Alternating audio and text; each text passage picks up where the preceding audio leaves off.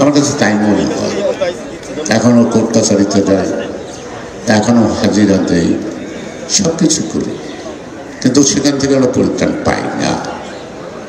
আর যাদের কাছে যেটা আশা করছি তাদের দিকে তাকালে মনে হয় সেই বহু পুরানা দিনের রোমান্টিক গান, যে এই পথ যদি না শেষ হতো কেমন হতো বলতো।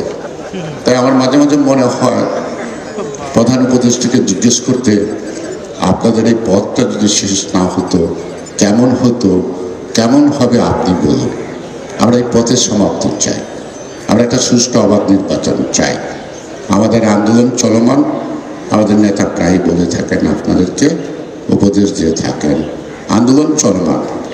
আন্দোলন সবসময় হরতালের মধ্যে সীমাবদ্ধ থাকে না, সবসময় বিক্ষোভের মধ্যেই আন্দোলন সীমাবদ্ধ থাকে না। এই যে সমাবেত হয়েছে, আপনাদের মধ্য থেকে ক্ষোভ, বিক্ষোভ অথবা আপনাদের চাও পাওয়ার কথা, হিসাব নিকাশের কথা একসঙ্গে বলছেন, এটাও কিন্তু একটা আন্দোলনের অংশ। এর মধ্য দিয়ে কিন্তু আন্দোলনটা গড়ে ওঠে। তাই আমরা অপেক্ষা করছি, মনে হয় আন্দোলনটা চলমান। তবে দুঃখ পাবো যদি আন্দোলন করে আমাদেরকে এই আদায় করতে হয়, নির্বাচন আদায় করতে হয়। কুসংস্কারের বেড়াজালে আটকে থাকে, তাহলে তো সেই বেড়াজাল ছিঁড়ে ফেলে গণতন্ত্রের পথে আসার জন্য আমাদেরকে রাস্তায় নামতেই হবে। চাই না নামতে, কিন্তু রাস্তায় নামবো না এমন প্রতিশ্রুতি মনে অঙ্গীকার করতে পারি না। সে কারণে আমার মনে হয় আমরা যে যেখানে আছি সবাই আমাদের মূল লক্ষ্য সুষ্ঠু অবাধ একটি নির্বাচন। সেই নির্বাচনে ডিসাইড করবে সরকার।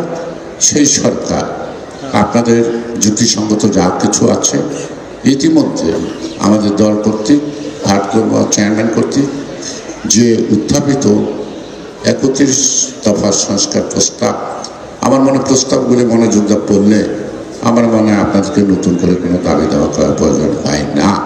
এই প্রস্তাবগুলোর মধ্যে বিশদভাবে লেখা আছে কোনোটা প্রায়োরিটি বেসিসে কীভাবে আমরা একটা রিফর্মের মধ্য দিয়ে, যদি রিফর্মের কথা হয় তাহলে বলবো শহীদ রাষ্ট্রপতি জিয়াউর রহমানের চেয়ে বড় রিফর্মার ছিল না। তিনি বহুদলীয় গণতন্ত্র উত্তরণের পরে সমাজের অনেক কিছুতে রিফর্ম করছেন, যার সুফলটা আজ আমরা ভোগ করছি।